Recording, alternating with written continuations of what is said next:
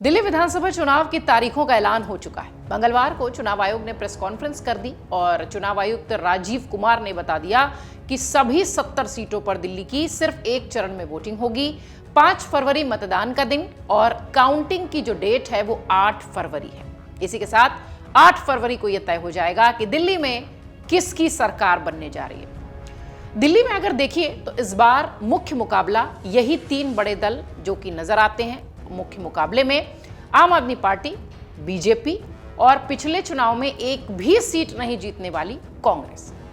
तीनों ही दल अपने पिछले प्रदर्शन से कहीं बेहतर सीटें लाने का दावा कर रहे हैं। इस बीच आपको ये बताते हैं कि दिल्ली विधानसभा चुनाव में वो कौन से मुद्दे हैं जो कि सबसे ज्यादा असर डालेंगे, चाहे तीनों पार्टियों में से कोई भी आए या तीनों पार्टियों में से किसी के भी उम्मीदवार जीते। ये मुद्दे प्रमुखता से वोटर्स के जहन में होंगे। इसके साथ ही वो कौन से दमदार चेहरे हैं जिनकी सीट और जिनकी जीत और हार दोनों सुर्खियों में रहेगी। दिल्ली चुनाव के मुद्दे और दिल्ली चुनाव के बड़े चेहरे, ये सब समेटे हुए हमारी ये रिपोर्ट देखिए। दिल्ली में बीते 12 सालों से अगर आप देखिए तो आम आदमी पार्टी की सरकार है। 2013 हो, 15 हो, 20 हो, जबरदस्त जीत के साथ आम आदमी पार्टी ने सरकार बनाई है। लेकिन ये वाला चुनाव दिलचस्प है। आम आदमी पार्टी इस वक्त, या यूं कहें कि आम आदमी पार्टी के लिए यह चुनाव इतना आसान नहीं है। आम आदमी पार्टी ने दिल्ली का कार्यभार पिछले 3 चुनावों में बेदाग छवि के साथ संभाला है। इस बार शराब घोटाला है जिसमें खुद मुख्यमंत्री फंसे हुए हैं। इस बार मुख्यमंत्री के शीश महल का रेनोवेशन है जो कि खूब सुर्खियों में है। केजरीवाल एंड कंपनी के लिए यह चुनाव इतना आसान नहीं है। इतना ही नहीं, बीजेपी और कांग्रेस ने भी अपने उम्मीदवारों की लिस्ट में कद्दावर नेताओं को शामिल करके यह साबित कर दिया है कि इस चुनाव में वो भी कोई मौका नहीं छोड़ना चाहती। आइए सबसे पहले बात करते हैं कि कौन से वो प्रमुख चेहरे होंगे जिनकी जीत और हार खूब सुर्खियों में होगी और जिनकी सीट वीवीआईपी सीट होगी, हॉट सीट होगी। इस बार जो सबसे पहला नाम दिल्ली के लिए सामने दिखाई पड़ता है वो है अरविंद केजरीवाल। नई दिल्ली सीट से चुनावी मैदान में हैं। 2013 से आम आदमी पार्टी का नेतृत्व करते रहे हैं। 2013 में दिल्ली विधानसभा के लिए जब चुनाव कराए गए थे तब अरविंद केजरीवाल ने शीला दीक्षित को चुनौती देने की ठानी थी और इस चुनौती में वो सफल भी रहे। शीला दीक्षित को और कांग्रेस के 15 साल के शासन को खत्म करते हुए वो सरकार बनाने में सफल हुए थे। 2013 के बाद 2015 और 20 में भी अरविंद केजरीवाल ने नई दिल्ली विधानसभा सीट से चुनाव जीता और लगातार मुख्यमंत्री के पद पर काबिज रहे। इस बार उन्होंने अपने मुख्यमंत्री पद को अपनी सहयोगी आतिशी को दिया है। अरविंद केजरीवाल के बाद एक नाम जो है वो खूब चर्चा में है।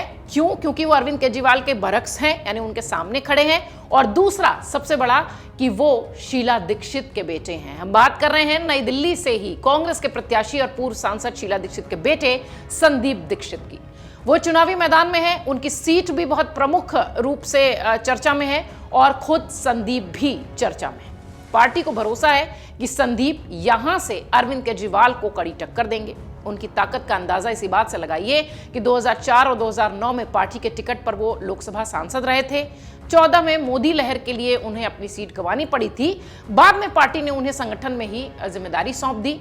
हालांकि शीला दीक्षित के दिल्ली सीएम पद से हटने के बाद कांग्रेस में संदीप दीक्षित अगर देखिए तो धीरे धीरे हाशिए पर चले गए थे।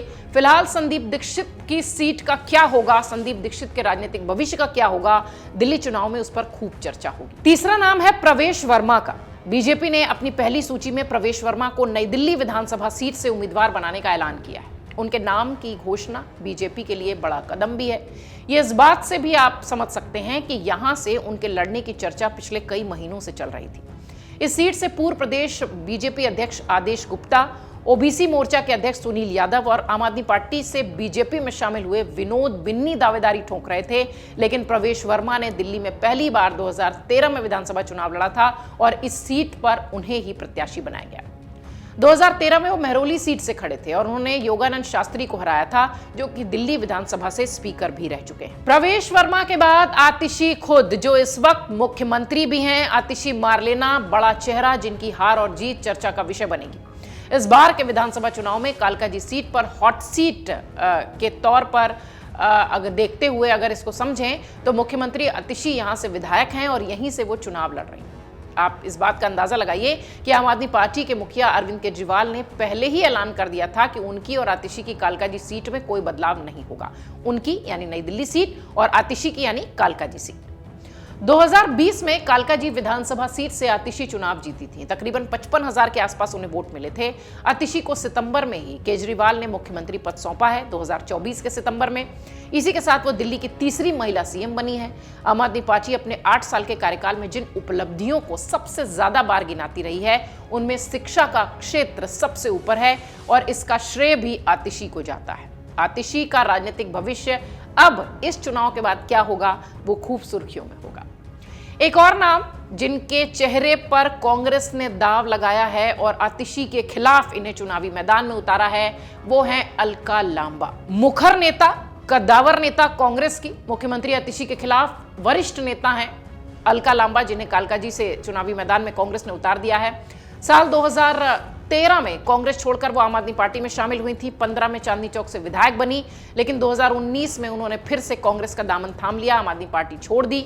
पिछली बार वो कांग्रेस के टिकट पर चांदनी चौक से चुनाव लड़ी थी और हार गई थी। छठा नाम है जो कि खूब सुर्खियों में होगा, रमेश बिधूड़ी। बीजेपी ने कालकाजी सीट से आतिशी को चुनौती देने के लिए रमेश बिधूड़ी को चुनावी मैदान में उतारा है। खूब सुर्खियों में रहते हैं अपने बयानों को लेकर, या यूं कहें कि अपने विवादास्पद बयानों को लेकर खूब चर्चा होती है बिधूड़ी की। दिल्ली की राजनीति में खासा पुराने हैं वो। 2003 से 8 तक दिल्ली बीजेपी के उपाध्यक्ष के रूप में काम कर चुके हैं। इसके बाद 2008 में वो दिल्ली के महासचिव प्रदेश के बनाए गए थे। 2003 से मई 2014 तक दिल्ली के विधायक भी रहे थे। 14 से 19 में लोकसभा के सदस्य निर्वाचित हुए।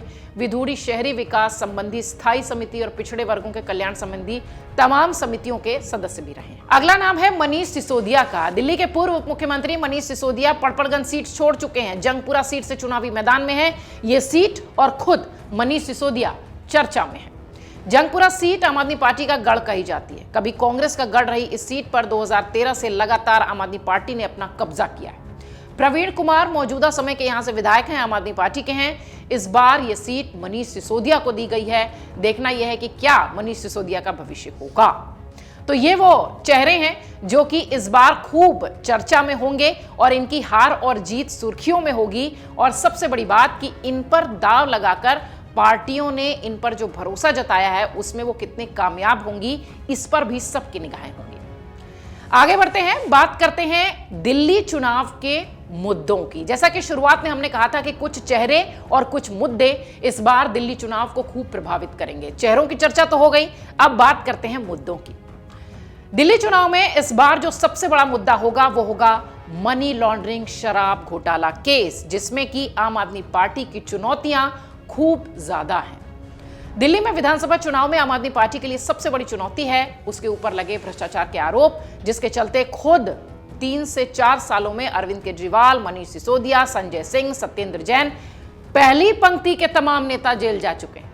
इनमें सबसे बड़े आरोप में मनी लॉन्ड्रिंग की बात जो हुई है, जिनमें शराब घोटाला और मनी लॉन्ड्रिंग का केस है, जिन्हें लेकर बीजेपी और कांग्रेस दोनों आम आदमी पार्टी पर हमलावर रही है। यानी ये मुद्दा चुनाव में वोटर्स के ध्यान में रहेगा और पार्टियां इसे मुद्दा बनाकर वोटर्स को लुभाने का भी काम करेंगी। अगला मुद्दा जिसकी खूब चर्चा होगी, या यूं कहें कि जिसे मुद्दा बनाया जाएगा, वो है यमुना की सफाई का मुद्दा। दिल्ली विधानसभा चुनाव में दूसरा बड़ा मुद्दा यमुना नदी की सफाई का ही मुद्दा है, क्योंकि आम आदमी पार्टी ने ही वादा किया था कि उसके सरकार में आने के बाद यमुना नदी इतनी साफ कर दी जाएगी कि लोग उसमें डुबकी लगा सकेंगे।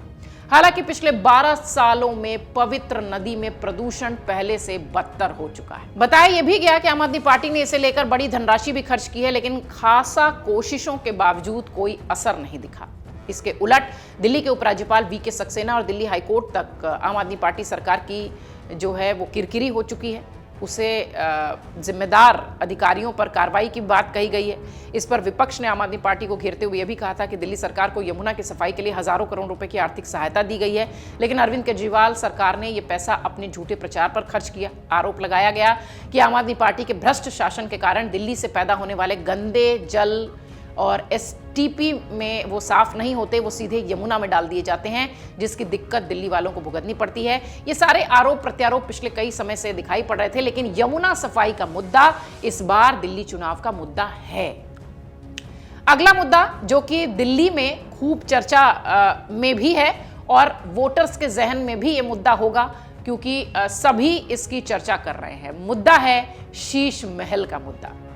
दिल्ली के विधानसभा चुनाव से पहले जो एक और मुद्दा आम आदमी पार्टी के लिए सिरदर्द बनकर दिख रहा है, वो यही मुद्दा है जिसे हम शीश महल विवाद कह रहे हैं। अरविंद केजरीवाल के मुख्यमंत्री आवास का रिनोवेशन का जो मुद्दा था, उसे खूब जोरों शोर से कांग्रेस बीजेपी दोनों उठा रही है। हाल ही में सीएजी ऑडिटर रिपोर्ट के हवाले से एक अखबार ने दावा किया था कि सीएम के आवास के रिनोवेशन की लागत 7.91 करोड़ रुपए थी, लेकिन बाद में 2020 में इसे करीब 8.62 करोड़ रुपए का बजट आवंटित किया गया। 2022 में इसे पूरा किया गया और इसकी कुल लागत हो गई 33.66 करोड़ रुपए। पिछले एक साल से इस मुद्दे को बीजेपी उठा रही है और इस रिपोर्ट के खुलासे के बाद वार लगातार जारी है बीजेपी और कांग्रेस का। बीजेपी के नेता वीरेंद्र सचदेवा ने कैग की इस रिपोर्ट का हवाला देते हुए कहा कि अरविंद केजरीवाल ने मुख्यमंत्री बंगले पर 75 से 80 करोड़ रुपए खर्च किए हैं। विपक्ष का कहना है कि 2020 में जब दिल्ली की जनता अपने लोगों को खो रही थी, उस समय अरविंद केजरीवाल अपना शीश महल बनवा रहे थे। किसी भी सरकारी विभाग से कोई अनुमति नहीं ली गई थी। इसके निर्माण में अनियमितताएं बरती गई थी। पीडब्ल्यूडी विभाग ने 2024 में जो इन्वेंट्री घोषित की थी, जो सामान दिखाया था, ये पीडब्ल्यूडी ने नहीं लगाया। वो सामान कहां से आया, वो किसका पैसा है, इसका जवाब अरविंद केजरीवाल को देना होगा। तो शीश महल का मुद्दा, अरविंद केजरीवाल घिरते नजर आ रहे हैं, आम आदमी पार्टी घिरती नजर आ रही है। यह मुद्दा इस बार दिल्ली चुनाव में खूब जोरों शोर से उठ रहा है। वोटर लिस्ट में घोटाले का आरोप यह भी इस चुनाव में मुद्दा है, एक बड़ा मुद्दा है। बीते कई महीनों से इस पर राजनीति भी हो रही है। वोटर लिस्ट में नाम जोड़ने और काटने को लेकर सियासी घमासान है। इस मुद्दे पर आम आदमी पार्टी लगातार चुनाव आयोग से सवाल पूछ रही है और बीजेपी नई दिल्ली सीट में बड़ा खेल कर रही है, इस तरीके का आरोप लगा रही है। इस मुद्दे पर दिल्ली की मौजूदा मुख्यमंत्री आतिशी मार्लेना ने चुनाव आयोग को चिट्ठी भी लिखी थी। आम आदमी पार्टी का आरोप है कि नई दिल्ली में 10% वोटर्स को जोड़ा गया है, जबकि 5% वोटर्स के नाम काटे गए हैं। ये एक षड्यंत्र है। हालांकि आपको बता दें कि चुनाव आयुक्त ने कल इस पर बहुत स्पष्ट बात कही है कि किसी का नाम भी इस तरह से नहीं काटा जाता। एक प्रक्रिया है, एक प्रोसेस है, जब उसकी उपस्थिति होती है तभी नाम काटा या हटाया जाता है। इस तरीके के आरोपों पर चुनाव आयुक्त ने स्पष्ट बात कह दी है। लेकिन इससे पहले अगर आप देखिए तो केजरीवाल ने भी कुछ इस तरह के आरोप लगाए थे और बीजेपी को घेरा था और कहा था कि दिल्ली विधानसभा में वोट कटवाने के साथ फर्जी नाम जुड़वाने की भी कोशिशें हो रही हैं। उन्होंने आरोप लगाया था कि बीजेपी बाहर से लोगों को लाकर फर्जी वोट बनवा रही है, यानी वोटर आईडी बनवा रही है। आम आदमी पार्टी के समर्थकों का वोट कटवाने, फर्जी वोटर बनवाने के साथ वोट के लिए पैसे दे रही है। इस तरह के तमाम आरोप लगातार अरविंद केजरीवाल और आम आदमी पार्टी करते रहे। हालांकि अब तक इसकी कोई पुष्टि कहीं नहीं होती हुई दिखाई पड़ी है। चुनाव आयुक्त ने भी इसका खंडन किया है। आम आदमी पार्टी इसे मुद्दा बना रही है। महिलाओं के लिए सम्मान राशि, ये दिल्ली चुनाव का वो मुद्दा है जो कि सभी पार्टियां बहुत जोरों शोर से उठा रही हैं और एक होड़ लगी हुई है कि हम महिलाओं को ज्यादा सम्मान देंगे। देश में पिछले विधानसभा चुनाव झारखंड और महाराष्ट्र के अगर आप देखें तो इन दोनों ही राज्यों में राजनीतिक दलों के चुनाव जीतने की एक बड़ी वजह महिला केंद्रित आर्थिक मदद थी। आम आदमी पार्टी ने इसी फॉर्मूले को अपनाते हुए हाल ही में ऐलान किया कि उनकी पार्टी महिलाओं के लिए महिला सम्मान योजना लागू करेगी। 18 साल से ऊपर की महिलाओं के खाते में 1000 रुपए वित्तीय सहायता डालेगी। केजरीवाल ने वादा किया कि चुनाव जीतने के बाद राशि को बढ़ाकर 2100 रुपए कर दिया जाएगा। इस योजना को लेकर पहले से ही विवाद था। दरअसल इस ऐलान के बाद दिल्ली के महिला बाल विकास विभाग ने विज्ञापन देकर कहा था कि एक राजनीतिक दल दिल्ली में महिलाओं को मुख्यमंत्री महिला सम्मान योजना के तहत 2100 रुपए देने का दावा कर रहा है। यह स्पष्ट किया जाता है कि दिल्ली सरकार की तरफ से इस तरह की किसी योजना का नोटिफिकेशन जारी नहीं किया गया है। ऐसे में ऐसी गैर मौजूदगी योजनाओं पर विश्वास न करें। आम आदमी पार्टी ने दिल्ली के विभाग के इस नोटिस को बीजेपी की साजिश भी करार दिया था। इसी कड़ी में कांग्रेस भी अब उतर गई। कांग्रेस ने 2500 रुपए देने का वादा किया। इस पूरे मामले को लेकर उपराज्यपाल तक मामला पहुंचा था। फिलहाल ये जो महिलाओं को आर्थिक मदद देने की बात है, ये मुद्दा भी दिल्ली चुनाव का प्रमुख मुद्दा रहने वाला है। तो ये वो बड़े मुद्दे जिन पर कि दिल्ली चुनाव केंद्रित है और वोटर्स को लुभाने के लिए ये मुद्दे विपक्षी भी उठा रहे हैं और अपनी तारीफ बताने के लिए ये मुद्दे सत्ता पक्ष के लोग भी उठा रहे हैं। देखना यह है कि इस बार दिल्ली की सत्ता पर कौन काबिज होगा और इन सारे मुद्दों और चेहरों पर जो दाव खेला गया है पार्टियों की तरफ से, उसमें वो कितने सफल होते हैं। 8 फरवरी वो तारीख जब यह तय हो जाएगा कि दिल्ली की गद्दी पर कौन बैठेगा। अमर उजाला जीवांजलि के सारथी की मदद लें और महाकुंभ में स्नान जरूर करें।